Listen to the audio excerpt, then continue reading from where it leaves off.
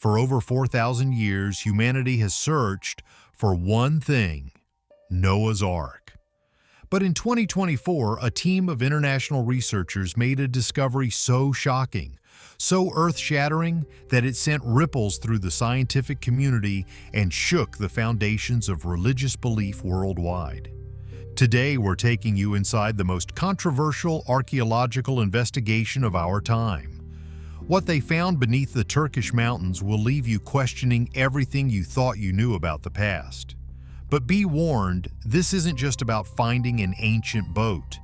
This is about uncovering evidence that could prove one of humanity's oldest stories is absolutely terrifyingly real.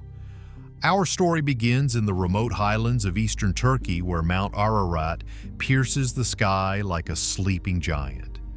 For centuries, this mountain has whispered secrets to those brave enough to listen. It was here, according to ancient texts, that the most famous vessel in human history came to rest after 150 days floating above a world consumed by flood. But what happened next would remain humanity's greatest mystery until now. 18 miles south of Mount Ararat's peak lies something extraordinary. At first glance, it looks like nothing more than a strange geological formation. But look closer, and you'll see something that will send chills down your spine. This is the Darupinar Formation, a massive boat-shaped structure stretching 538 feet long, perfectly matching the biblical dimensions of Noah's Ark. But here's where the story gets interesting and terrifying. September 11th, 1959. Turkish Army Captain İlhan Darupinar was conducting a routine aerial survey when he spotted something that would haunt him for the rest of his life. "What in God's name is that?" Darupinar whispered as his pilot circled the mysterious formation. Below them, carved into the earth like a scar from another time, was the unmistakable shape of a massive boat.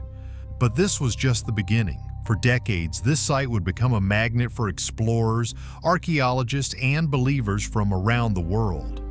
Each expedition brought new questions and more disturbing evidence. In 1977, American researcher Ron Wyatt arrived with his team. What they discovered would change everything. An earthquake the year before had cracked the formation open, revealing what appeared to be the internal structure of an ancient vessel.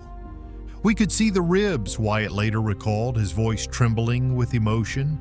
Like the skeleton of some prehistoric beast, the ship's framework was exposed for the first time in thousands of years. Fast forward to 2023. A new generation of scientists, armed with technology that would seem like magic to previous explorers, descended upon the site with one mission: to finally solve this ancient mystery. Dr. Andrew Jones and his team from Noah's Ark Scans partnered with universities across Turkey and the United States. What they were about to discover would shake them to their core.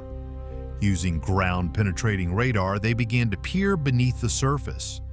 What they saw defied explanation: underground chambers, structured patterns, and most shocking of all, evidence of human construction. But the real bombshell came when they analyzed the soil samples. Dr. Sarah Crabtree, a soil scientist who had spent decades studying ancient sites, couldn't believe what she was seeing. Dr. Crabtree said the potassium levels, the organic matter composition, the pH readings, everything pointed to the decomposition of massive amounts of organic material. We're talking about something that died here, something enormous. But if the structural evidence was shocking, what came next would terrify even the most skeptical scientists. Deep within the soil samples, researchers found something that shouldn't exist 7,400 feet above sea level: marine deposits, ancient sea life, the fossilized remains of creatures that once swam in oceans. We found clay-like materials mixed with remnants of mollusks and other marine life, explained Dr. Ahmet Güler from Istanbul Technical University. The implications are staggering. This site was once underwater, and recently in geological terms. Carbon dating revealed these marine deposits to be between 3,500 and 5,000 years old, exactly matching the biblical timeline of the Great Flood. But here's where our story takes a dark turn. As news of these discoveries began to leak, something strange happened. Silence. Mainstream archaeological institutions refused to acknowledge the findings. Academic journals rejected papers. Funding mysteriously dried up.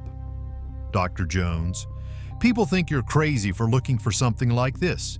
Even Islamic scholars in a Muslim country were reluctant to put their careers on the line. There's a conspiracy of silence around this discovery.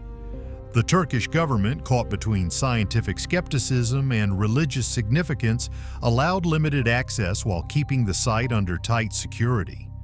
Why? What were they afraid the world might find? Despite the obstacles, the evidence continued to pile up. In 2024, new discoveries sent shockwaves through the research community. Ground-penetrating radar revealed what researchers described as tunnels and chambers within the formation. But most disturbing of all was the discovery that plant life. The grass was a different color, Dr. Jones explained. Something beneath the ground was affecting the soil chemistry, something that had been there for thousands of years, slowly decomposing, changing the very earth above it. The dimensions of the formation matched biblical descriptions with terrifying accuracy. 515 feet long, 85 feet wide, 49 feet high.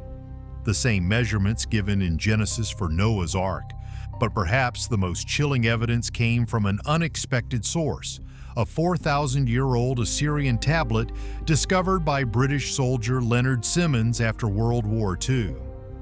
Dr. Irving Finkel of the British Museum translated the cuneiform script and was stunned by what he found.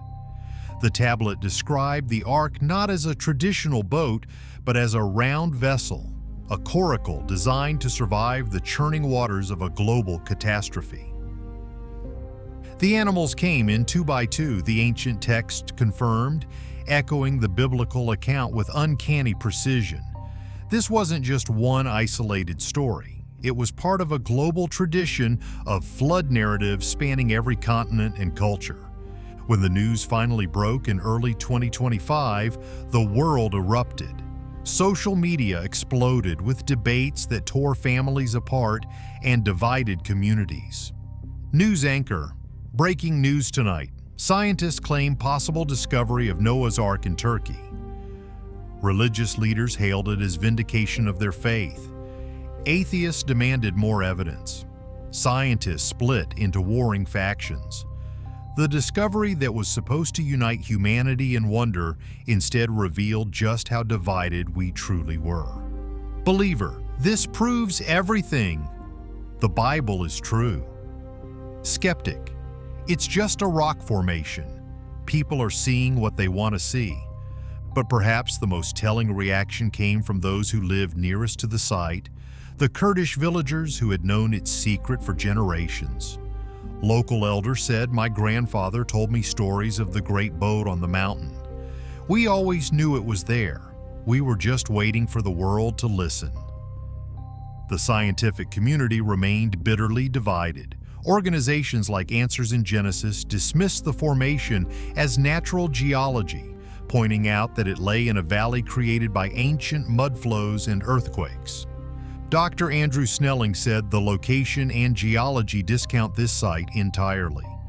This is wishful thinking, not science. But supporters fired back with their own evidence. Professor Murat Avci's geological surveys confirmed the formation was indeed unusual, bounded by ancient limestone blocks that didn't match the surrounding terrain. The debate raged in academic journals, conference halls, and television studios. Each side claimed definitive proof. Neither would budge. Meanwhile, 6,000 miles away in Kentucky, Ken Ham's Ark Encounter theme park became an unlikely focal point of the controversy. His life-size replica of Noah's Ark, suddenly. If they've really found it, Ham declared to a crowd of thousands, then our recreation here isn't just educational, it's prophetic. Visitor 1. Seeing this makes the turkey discovery feel more real. This could actually have happened. Visitor 2. I brought my kids here to show them what faith looks like. Now I don't know what to believe. As our investigation draws to a close, more questions remain than answers. If this truly is Noah's Ark, what happened to the countless animals that would have lived and died aboard? Where are their remains? The Turkish government continues to restrict access, allowing only limited research. Core drilling, the definitive test that could prove or disprove the site's authenticity, remains forbidden. Why? What are they protecting? What don't they want the world to discover? Today, the Darupanar Formation sits quietly in the Turkish highlands, guarding its secrets as it has for millennia. Tour buses arrive daily, bringing pilgrims and skeptics alike to witness what might be humanity's greatest archaeological discovery, or its most persistent delusion. The soil samples continue to reveal their mysteries. The radar scans penetrate deeper into the Earth's secrets, and somewhere beneath our feet, the truth waits.